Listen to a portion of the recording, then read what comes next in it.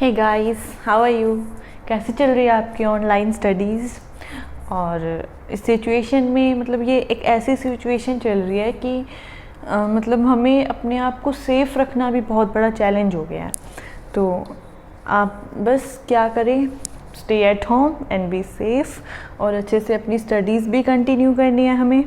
तो online studies करते रहिए और all the best for your journey. And अब हम स्टार्ट करते हैं अपनी नेक्स्ट थर्मोडायनेमिक्स। ठीक है, तो थर्मोडायनेमिक्स का सेकंड लेक्चर चल रहा है हमारा। तो फर्स्ट लेक्चर आपने ऑलरेडी देख लिया होगा, जो कि बहुत इंपॉर्टेंट है, आप समझ भी गए होगे उसको देख के। ठीक है, और अगर वो लेक्चर आप आएगा, अगर आपको वो, तभी आप आगे वाला लेक्चर देख पाएंगे, और आगे पूरी थर्मोडायनेमिक्स में उसका यूज़ होने वाला है। तो फर्स्ट लेक्चर पक्का देखना। ठीक है, तो अब हम स्टार्ट करते हैं अपनी थर्मोडायनेमिक्स का सेकेंड लेक्चर, आगे के topics.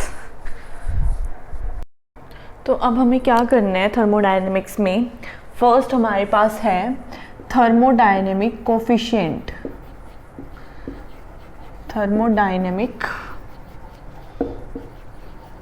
Coefficients that are alpha, beta, gamma and heat capacity C. ठीक है, तो अब हमें यही पढ़ने हैं सबसे पहले। तो हम स्टार्ट करते हैं अल्फा से। What is alpha? इसको हम बोलते हैं थर्मल एक्सपेंसिविटी,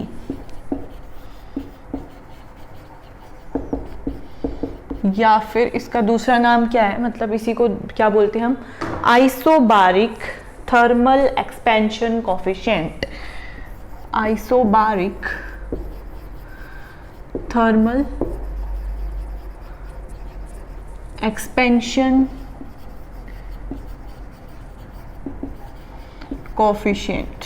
ओके, इसका क्या मतलब है? देखो, आइसोबारिक, आइसोबारिक क्या होता है? बार किसकी यूनिट है? प्रेशर की। तो मतलब प्रेशर इसके अंदर क्या रहता है? कांस्टेंट। ठीक है, ये सिंपल सी बात है, ये तो पता ही है आपको। आइसोबार में प्रेशर कांस्टेंट रहता है। थर्मल एक्सपेंशन कोफिशिएंट का क्या मतलब है? इसका मतलब ये है कि ये डील करता है कि change in volume with respect to temperature. मतलब टेम्परेचर के चेंज होने से वॉल्यूम में कितना चेंज होगा, इसलिए इसको बोलते हैं थर्मल एक्सपेंशन। वॉल्यूम, क्योंकि टेम्परेचर बढ़ाएंगे तो एक्सपेंशन होगा या नहीं होगा। ठीक है, तो change in volume with respect to temperature at constant pressure is alpha. Okay, आपको समझ आ गया होगा। तो अल्फा क्या हुआ? चेंज इन वॉल्यूम, मतलब dV by V, change in volume, total volume V है, with respect to temperature dt at constant pressure is alpha. इसको हम क्या लिख सकते हैं? V1 बाई वी बाहर ले लो, करली V by curly T at constant pressure. मैंने आपको पिछले लेक्चर में बताया था कि अगर, शायद पिछले में नहीं बताया मैंने, आगे वाले लेक्चर्स में बताऊंगी कि अगर क्या हो, कांस्टेंट आ जाए तो ये जो फुल डिफरेंशिएशन है ये पार्शियल डिफरेंशिएशन में चेंज हो जाती है, दैट इज करली में। क्योंकि यहाँ पे कांस्टेंट प्रेशर है तो ये करली में चेंज हो जाएगा। ठीक है, तो 1 by V curly V by curly T at constant pressure is alpha. इसी को हम बोलते हैं thermal expansivity at constant pressure. Okay, तो in case of solid and liquid, अगर हम सॉलिड और लिक्विड की बात करें तो उस केस में अल्फा की वैल्यू वेरी स्मॉल होती है। जैसे अगर हमने फ्रीज में क्या रखा, वाटर रखा, तो क्या होगा, टेम्परेचर कम होगा। तो हमें पता है कि जैसे आइस बनेगी तो वॉल्यूम क्या होता है उसका, आइस का वाटर के कंपैरिजन में बढ़ जाता है, क्योंकि डेंसिटी की वजह से। ठीक है, तो कई कुछ का घट भी सकता है, बढ़ भी सकता है। ओके, तो जो सॉलिड और लिक्विड का केस है उसमें घटता बढ़ता है लेकिन बहुत ही स्मॉल, लेकिन गैस के केस में अल्फा की वैल्यू कंसिडरेबल होती है। ठीक है, तो सॉलिड और लिक्विड के केस में वेरी स्मॉल है। अगर हम देखो, इन case of solid, sorry in case of liquid, यानी कि अगर हम वाटर का केस लें तो अल्फा की वैल्यू वेरी स्मॉल। ठीक है, तो क्या होगा, अगर हम यहाँ से निकालें dV, क्या वैल्यू होगी उसकी, alpha is equals to this, तो dV is equals to alpha V D T ये होगा। देखो अगर अल्फा की वैल्यू ज़्यादा होती और वॉल्यूम अगर हम ले लेते सीज ले लेते हैं, समुंदर जो होते हैं उनका वॉल्यूम तो बहुत ज़्यादा होता है। अगर उनका वॉल्यूम बहुत ज़्यादा होगा और हमें पता है कि ग्लोबल वार्मिंग की वजह से टेम्परेचर इंक्रीज होता जा रहा है तो डी भी बढ़ रहा है, और अगर अल्फा की वैल्यू भी ज़्यादा होती तो ये पूरा का पूरा बहुत ही ज़्यादा हो जाता टर्म, तो इसका मतलब डी भी बहुत ज़्यादा हो जाता, मतलब चेंज इन वॉल्यूम बहुत ज़्यादा होता। तो क्या होता कि जैसे जैसे टेम्परेचर बढ़ता समुंदर का भी जो वॉल्यूम है वो चेंज इन वॉल्यूम बहुत ज़्यादा इंक्रीज कर जाता और जितने भी आसपास के कंट्रीज हैं वो डूब जाते, है ना। तो इसका मतलब अल्फा की वैल्यू हमारी कम है तो ये वैल्यू भी काफ़ी कम आएगी और डीवी भी काफ़ी कम होगा, मतलब चेंज इन वॉल्यूम काफ़ी कम होगा। इस वजह से देश जो हैं वो डूब नहीं रहे, ठीक है। तो ये इसका बेनिफिट भी है कि अल्फा की वैल्यू स्मॉल होती है फॉर लिक्विड, ठीक है। तो इसको हम बोलते हैं, यही हो गया हमारा, ये हमें याद रखना है ये वाला रिलेशन अल्फा का क्या होता है, ठीक है। This is thermal expansivity. Next हम करते हैं हमारा थर्मोडायनेमिक कोएफिशिएंट बीटा। स्क्रीनशॉट ले लो या नोट कर लो साथ में। अब हमारे पास है बीटा, दैट इज इसको नाम देते हैं आइसोथर्मल कंप्रेसिबिलिटी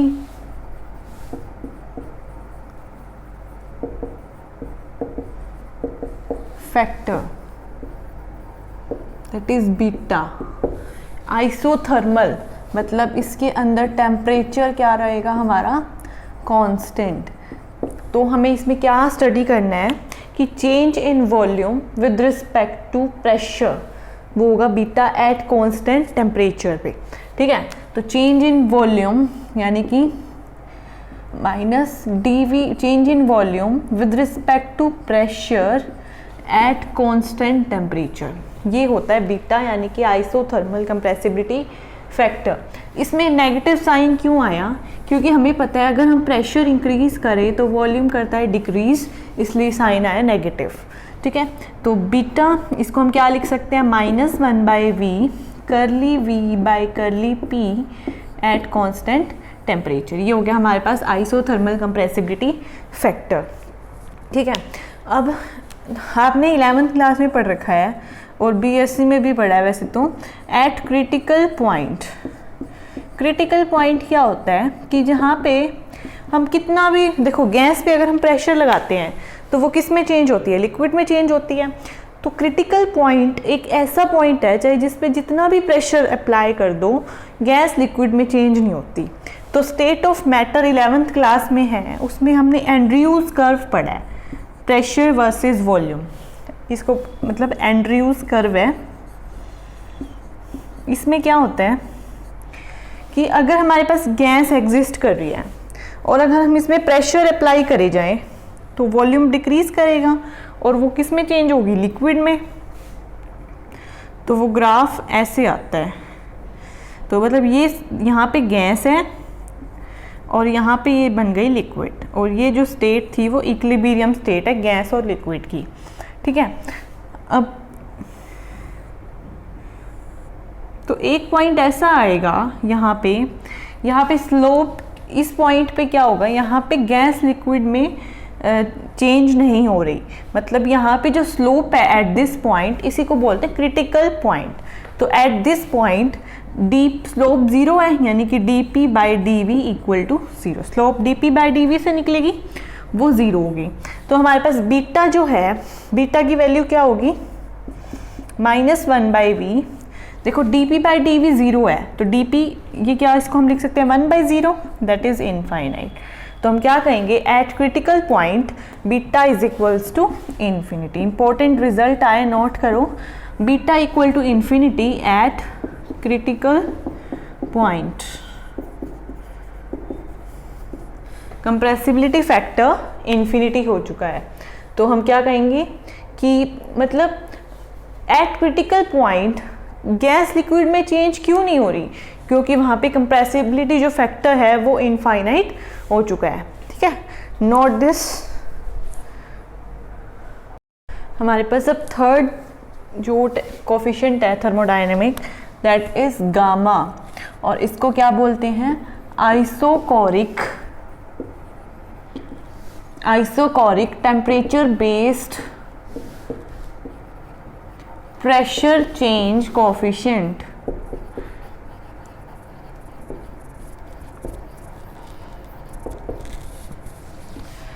इसका मतलब क्या है, आइसोकोरिक मतलब वॉल्यूम कांस्टेंट रहेगा, और टेम्परेचर बेस्ड प्रेशर चेंज मतलब change in pressure, gamma is equals to change in pressure with temperature at constant volume. इसको हम क्या लिख सकते हैं, 1/p curly p by curly v curly t at constant volume. ये हो गया हमारे पास गामा। ठीक है, तो ये तीनों हमने पढ़ लिए, तो सारे तीनों हमें याद होने चाहिए, अल्फा बीटा गामा। अल्फा क्या था, change in volume with temperature at constant pressure. Beta क्या था, change in volume with pressure at constant temperature. Gamma क्या है, change in pressure with temperature at constant volume. ये तीनों हमें याद होनी चाहिए। अब फोर्थ है हीट कैपेसिटी। उसको करने से पहले एक बार हम साइक्लिक रूल देख लेते हैं। अब है हमारे पास एलिमेंट्री आइडिया ऑफ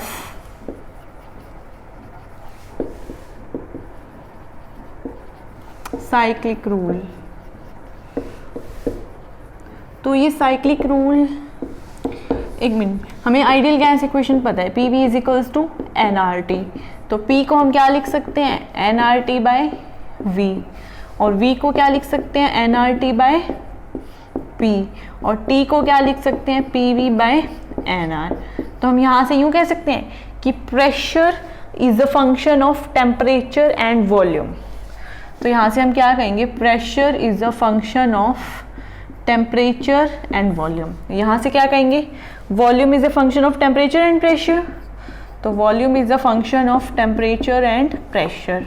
यहाँ से कहेंगे temperature is a function of pressure and volume. मतलब ये तीनों वेरिएबल्स एक दूसरे पे डिपेंड कर रहे हैं। ठीक है, तो हम इनको क्या बोलते हैं कि पी वी टी, ये क्या है, 3 इंटरडिपेंडेंट वेरिएबल्स जो कि एक दूसरे पे डिपेंड कर रहे हैं। 3 इंटरडिपेंडेंट वेरिएबल्स। तो ये साइक्लिक, ये जो आगे हमारे पास P V T 3 interdependent variables, तो ये साइक्लिक रूल हमें क्या बताता है, ये इनके पार्शियल डेरिवेटिव का क्या रिलेशन है आपस में, वो बताएगा हमें साइक्लिक रूल। तो साइक्लिक रूल क्या बताता है कि रिलेशन बिटवीन पार्शियल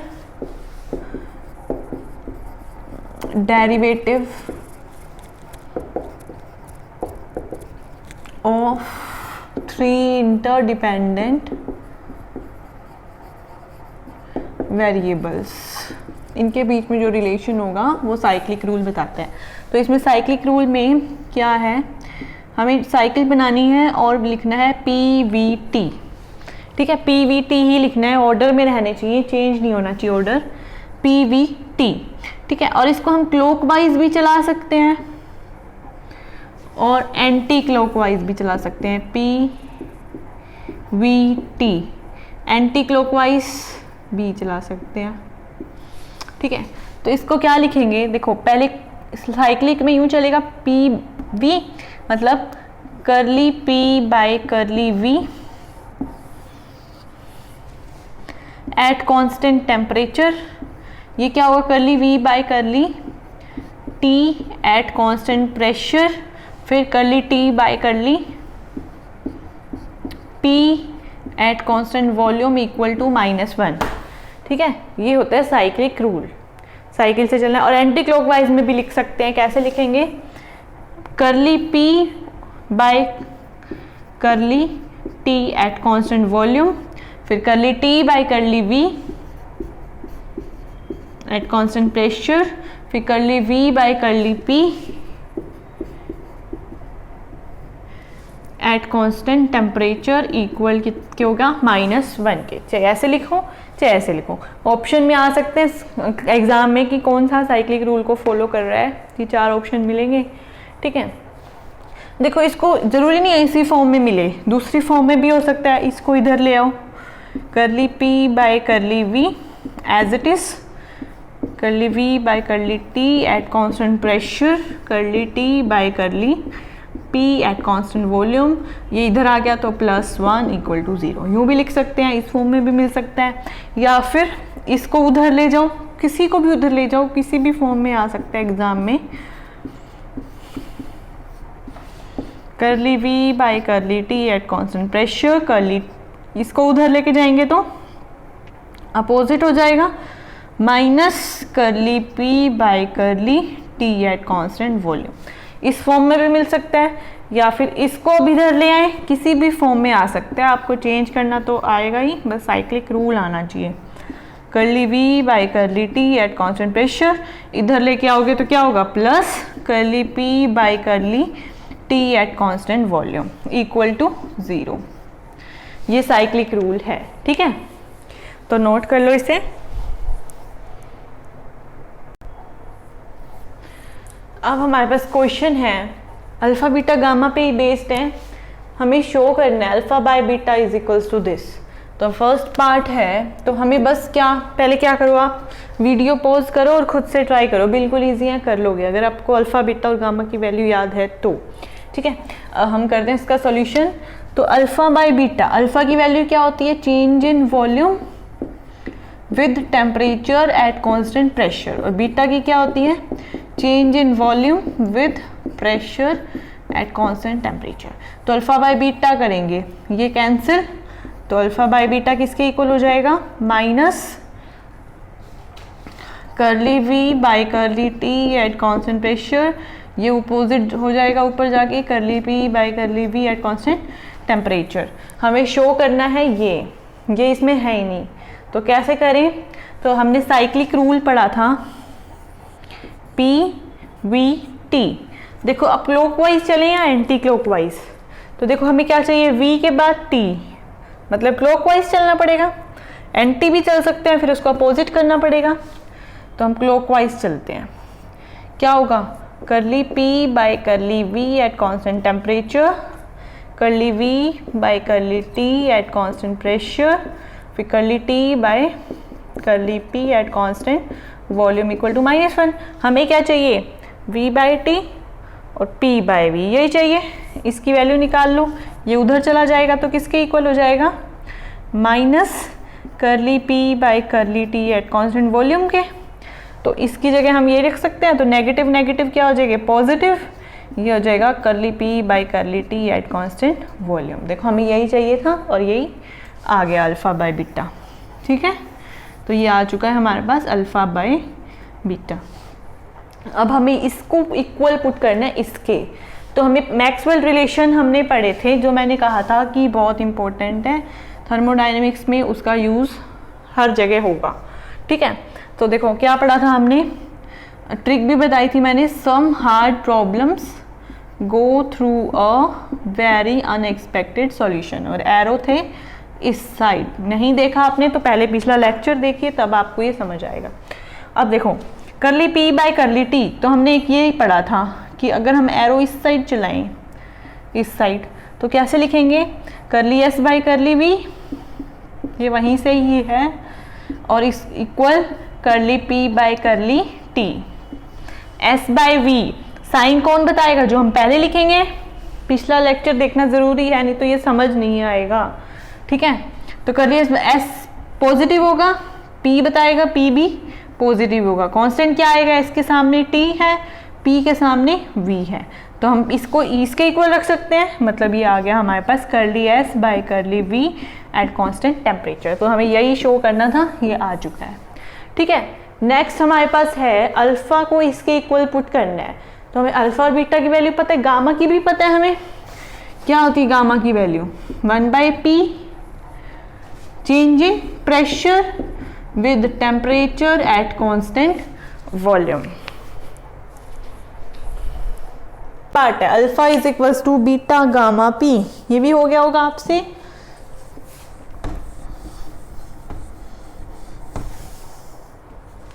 क्या है हमारे पास second part, alpha is equals to, तो बीटा गामा पी, गामा की वैल्यू आपको याद होगी क्या होता है, change in pressure with temperature at constant volume, यही होता है। तो हमें P इधर ले जाए, gamma into P equal to करली P by curly T at constant volume, और ये किसकी इक्वल आया, अल्फा बाई बीटा के, तो इसकी जगह हम क्या लिख सकते हैं, अल्फा बाई बीटा, तो alpha is equals to beta gamma P, यही प्रूफ करना था, ये प्रूफ हो गया। ठीक है, तो बस ये वैल्यूज़ पता होनी चाहिए आपको, और तो कुछ नहीं, तो नोट कर लो इसको।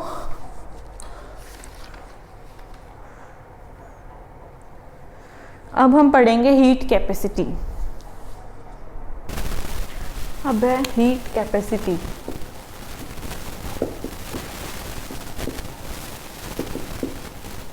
अगर हमारे पास कोई बॉडी है एट टेम्परेचर T1 पे और हमने इसको हीट सप्लाई की dQ, और तो इसका टेम्परेचर मान लो T2 हो गया, तो हीट कैपेसिटी क्या होती है, dQ बाय dt, मतलब ratio of heat divide by change in temperature difference. ठीक है, तो इसको यूँ लिख सकते हैं dQ upon T2 minus T1। Okay, तो देखो हीट कैपेसिटी, अगर हम किसी बॉडी को हीट तो ज़्यादा सप्लाई करें और उसका टेम्परेचर कम चेंज हो, मतलब हीट तो हमने उसको ज़्यादा सप्लाई करी और उसका टेम्परेचर चेंज कम हुआ, तो उसकी हीट कैपेसिटी क्या होगी, ज़्यादा होगी, मतलब उसकी हीट कैपेसिटी ज़्यादा है।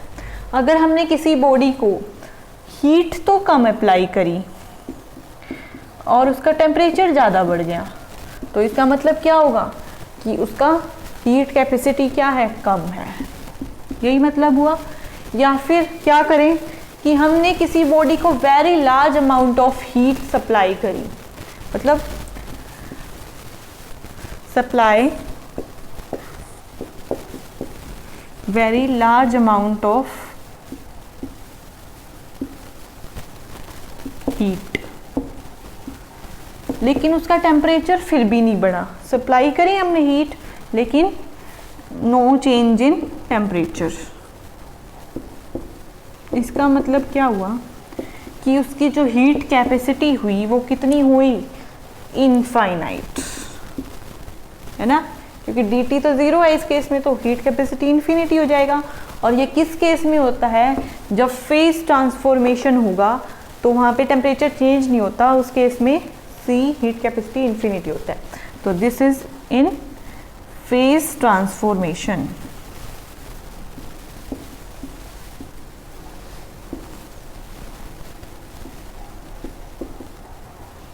ठीक है, तो ये होती है हीट कैपेसिटी। क्या होती है, ratio of heat taken and the temperature difference that has been resulted from heat taken is known as heat capacity. ठीक है, अगर मान लो कि जो उसका dt है, चेंज इन टेम्परेचर है, वो या तो 1 डिग्री सेल्सियस है या फिर 1 केल्विन है, तो उस टाइम पे हीट कैपेसिटी किसके इक्वल हो जाएगी, dQ के। ठीक है, तो हम क्या कह सकते हैं हीट कैपेसिटी को, कि to rise in temperature of 1 degree Celsius or 1 Kelvin of a substance, heat required by that substance is equals to heat capacity। ठीक है, तो वो क्या हो जाएगा, हीट कैपेसिटी। जब हमारा dt 1 डिग्री सेल्सियस या 1 केल्विन है, तो उस टाइम पे जो हीट रिक्वायर होगी that is equals to heat capacity. ठीक है, और अगर हमने जो सब्सटेंस लिया है, if the substance taken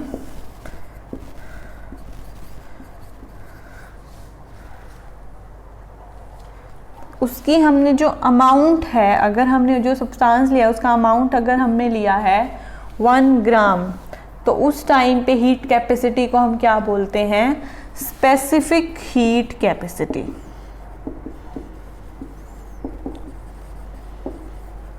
note करते जाना, ठीक है। और अगर हमने जो सब्सटेंस लिया है उसकी हमने अमाउंट लिया इन मोल, 1 मोल, तो उस टाइम पे उसको बोलते हैं मोलर हीट कैपेसिटी, ठीक है, नोट कर लो। और हमें पता है कि जो हीट कैपेसिटी होता है, अभी हम पढ़ेंगे आगे भी वैसे कि स्टेट फंक्शन और पाथ फंक्शन कौन से होते हैं। तो जो हीट कैपेसिटी है वो होता है हमारा पाथ फंक्शन, ठीक है। तो अगर हीट कैपेसिटी पाथ फंक्शन है तो हमें इसको दो पाथ्स में डिवाइड करना पड़ेगा। तो हमें 2 पाथ इंट्रोड्यूस करने पड़ेंगे eight constant pressure and eight constant volume. तो मतलब introducing 2 paths in heat capacity, कौन से? at constant pressure and at constant volume। तो हम इसको क्या बोलेंगे? at constant pressure को heat capacity at constant pressure Cp और ये Cv हो जाएगा। अब हमें पता है कि C हीट कैपेसिटी क्या होता है? dq बाई dt, और dq को हम क्या लिख सकते हैं? TdS बाई dt, ठीक है। अब हमें एट कांस्टेंट प्रेशर करना है तो Cp क्या हो जाएगा? dq by dt at constant pressure, या इसको हम क्या लिख सकते हैं? T करली S by curly T at constant pressure. और Cv क्या हो जाएगा? dq by dt at constant volume, या फिर dq को क्या लिख सकते हैं? TdS करली S by curly T at constant volume. तो ये हमारे रिलेशन आ गए heat capacity eight constant pressure and constant volume, ठीक है। अब हम देखते हैं फीचर्स ऑफ हीट कैपेसिटी। अब है features of heat capacity.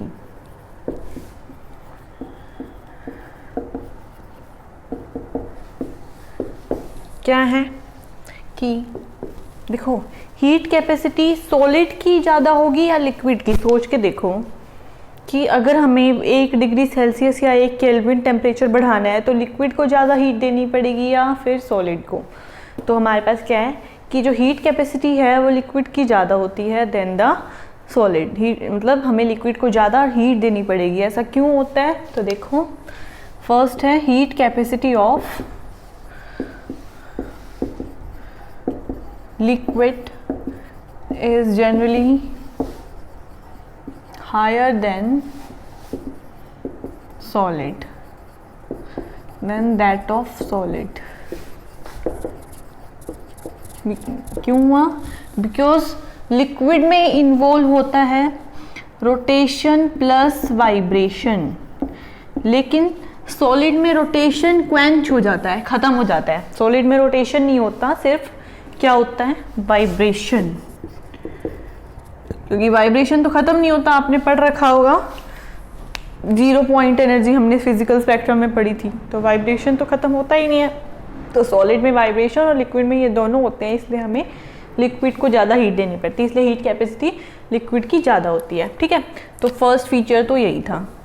Second क्या है कि हीट कैपेसिटी फेज ट्रांसफॉर्मेशन के केस में क्या होती है? इनफाइनाइट। ये हमने देख ही लिया, heat capacity infinite in case of phase transformation,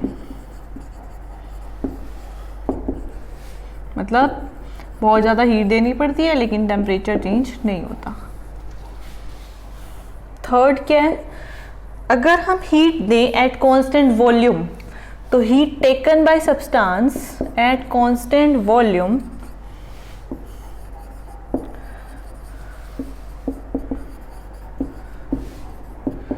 constant volume is equal to internal energy delta U। Change in internal energy delta U के इक्वल होगा एट कांस्टेंट वॉल्यूम पे। कैसे? तो देखो हमें पता है कि फर्स्ट लॉ ऑफ थर्मोडायनेमिक्स आप सबको पता होगा। देखो मैं बिल्कुल बेसिक्स नहीं बता रही क्योंकि ये नेट के रिगार्डिंग टॉपिक्स हैं। अब मैं दोबारा से सारे पहले तो सिस्टम क्या होता है, सराउंडिंग क्या होता है, ओपन सिस्टम, आइसोलेटेड सिस्टम, ये सब कुछ बताऊंगी, तो वो 11th की वीडियो बन जाएगी, ठीक है। तो बेसिक आपको थोड़े बहुत मैं साइड में बताती भी जाऊंगी, लेकिन पर्टिकुलर नहीं। तो हमें फर्स्ट लॉ ऑफ थर्मोडायनेमिक्स पता होंगे आपको कि अगर हमें किसी की इंटरनल एनर्जी बढ़ानी है तो क्या करना पड़ेगा, उसको या तो हीट दे दो या फिर उसका वर्क कर दो। ये होता है फर्स्ट लॉ ऑफ थर्मोडायनेमिक्स। और W क्या होता है, माइनस PdV के इक्वल होता है। ठीक है ना, पता है ना आपको कि देखो अगर हमें किसी की इंटरनल एनर्जी बढ़ानी है तो या तो उसको हीट दे दो या फिर उस पर वर्क कर दो। तो D ये होता है फर्स्ट लॉ ऑफ थर्मोडायनेमिक्स। तो हमें ये पता है dQ ये इसके इक्वल है according to first law of thermodynamics plus W। और हमें W क्या होता है, माइनस PdV वर्क डन। तो एट कांस्टेंट वॉल्यूम है, तो वॉल्यूम कांस्टेंट है तो dV 0 हो गया, यानी कि वर्क डन क्या हो गया 0। तो ये वैल्यू तो क्या होगी 0। तो du is equals to dQ at constant volume पे। तो हीट कैपेसिटी जो होगी वो किसके इक्वल हो जाएगी, इंटरनल एनर्जी के। ठीक है, फोर्थ है हमारे पास heat taken by substance at constant pressure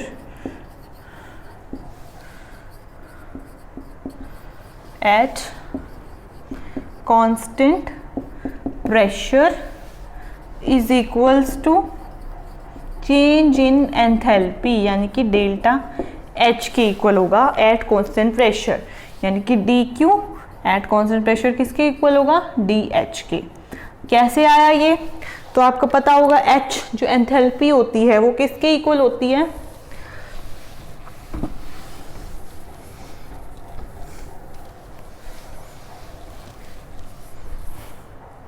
H होता है हमारे पास U प्लस PV। ठीक है, तो हमें DH निकालना है, यानी कि DH is equals to DU plus differentiation of PV। इसको कैसे लिखेंगे, DH is equals to DU plus U into V rule लगाएंगे ना, PdV प्लस VdP। ठीक है, और फर्स्ट लॉ थर्मोडायनेमिक्स क्या होता है, du is equals to dQ plus W की जगह माइनस PdV लिख सकते हैं। और हमारे पास यहाँ पे du प्लस PdV है, तो du प्लस PdV किसके इक्वल हुआ, dQ के। तो हम यहाँ पे क्या लिख सकते हैं इसकी जगह, dQ प्लस VdP, ये dH आ गया। और एट कांस्टेंट प्रेशर कर रहे हैं ना, तो dP 0 हो जाएगा, ये टर्म 0। तो dH किसके इक्वल हो जाएगा, dQ एट कांस्टेंट प्रेशर के। तो हम हीट कैपेसिटी को कैसे लिख सकते हैं, यूं लिख सकते हो, देखो heat capacity eight constant volume, यानी कि dQ by dt at constant volume. और dQ एट कांस्टेंट वॉल्यूम किसके इक्वल होता है, इंटरचेंज इन इंटरनल एनर्जी, यानी कि du। तो ये क्या हो जाएगा, du बाई dt। तो इसको यूं लिख सकते हो, du is equals to CV dt। ये रिलेशन आ गया 4:1 मोल। अगर हमारे पास n मोल है तो क्या होगा, du is equals to NCV dt। आपको पता ही है ये रिलेशन 4n मोल। ठीक है, ऐसे ही ये नोट करते जाना, ये जो भी हमने फीचर्स लिखे हैं नोट कर लेना, न्यूमेरिकल्स में यूज होंगे। डायरेक्ट की eight constant volume heat internal energy के बराबर होगा। ठीक है,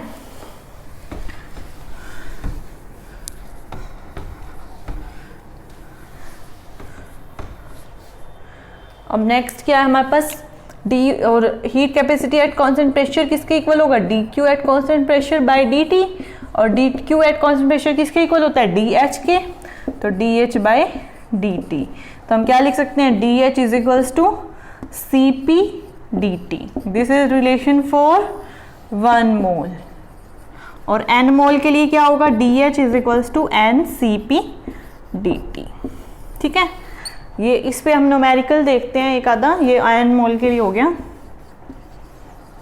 ओके, इंपॉर्टेंट रिलेशंस हैं, इस पे न्यूमेरिकल देख लेते हैं। अच्छा, मैं आपको छोटी सी बात और बता देती हूँ, आपको पता भी होगी, वैसे नहीं पता तो देख लो, कि अगर work done by the system हो कभी भी तो हमेशा नेगेटिव होगा work done by the system, और work done on the system आएगा तो पॉजिटिव होगा, पता होगा। ऐसे heat taken by the system हो जाए, मतलब अगर एक तो एब्जॉर्ब हो, सिस्टम एब्जॉर्ब करे हीट, और एक रिलीज करे।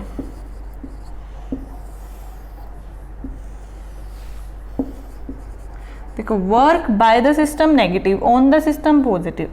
ऐसे हीट सिस्टम रिलीज करे तो नेगेटिव, हीट एब्जॉर्ब करे तो पॉजिटिव। ये आपको पता ही होंगे, ठीक है, ये साइन यूज होंगे न्यूमेरिकल्स में। तो अब हम न्यूमेरिकल देख लेते हैं। ये क्वेश्चंस हैं। The temperature of 54 gram of water is raised from 15 degree Celsius to 75 degree Celsius at constant pressure, then change in enthalpy calculate करना है और हमें CP गिवन है। तो देखो हमें पता है चेंज इन एंथैल्पी यानी कि DH निकालना है। अभी हमने रिलेशन देखा DH is equals to NCP dt for n mole, ठीक है, और du is equals to NCP dt। तो n निकालने पड़ेंगे, number of moles given weight by molecular weight, ये तो आपको पता है नंबर ऑफ मोल्स कैसे निकालते हैं। वाटर है तो 18 हो जाएगा, मॉलिक्यूलर वेट 3, तो ये 3 और CP हमें गिवन है 70, ये 3 मोल आ गए। देखो कभी भी थर्मोडायनेमिक्स के न्यूमेरिकल्स करो ना, साथ में यूनिट पक्का लेके चलना, क्योंकि इसमें यूनिट की बहुत गड़बड़ होती है, क्योंकि आंसर किस में दे रखा है और हम किस में निकाल दें। और ये दे रखा है जूल पर केल्विन पर मोल में, और DT change in 15 degree Celsius to 75 degree Celsius. देखो इसको केल्विन में चेंज करो अगर तुम, 15 + 273, और ये क्या होगा 75 + 273। तो DT निकालो, तो केल्विन में चेंज करके DT निकाल लो, या फिर डिग्री सेल्सियस में ही डायरेक्ट 75 - 15 60। तो DT सेम ही आएगा, चाहे तुम केल्विन में चेंज करके निकालो या डिग्री सेल्सियस में, DT चेंज नहीं होता। तो सीधा निकाल दो 60, तो DT हमारे पास 60 केल्विन या फिर आ गया, ठीक है। अब देखो मोल से मोल कैंसिल, केल्विन से केल्विन, हमारे पास आंसर किस में आ जाएगा, जूल में आ जाएगा, ठीक है। तो ये हो गया DH हमने निकाल दिया, यही निकालना था। नेक्स्ट क्वेश्चन क्या है, when 229 joule of energy is supplied to 3 mole of gas at constant pressure. तो देखो हीट एट कांस्टेंट प्रेशर किसके इक्वल था, हमने पढ़ा था DH के। तो मतलब हमें यहाँ पे DH गिवन है 229 joule. The temperature of the gas increases by DT given है 2.55। Calculate CP and CV। तो ये क्वेश्चन आपको खुद ट्राई करना है और इसका आंसर कमेंट बॉक्स में शेयर करना है, ठीक है। बस इसमें एक रिलेशन यूज होगा, पहले CP निकाल लोगे आप DH से, फिर CP - CV = R, ये यूज होगा या फिर ये यूज होगा, या आप देखना NR। देखो ये कब, अब जब CP आएगा तुम्हारा, यहाँ से CP निकाल सकते हो, DH = NCP dt।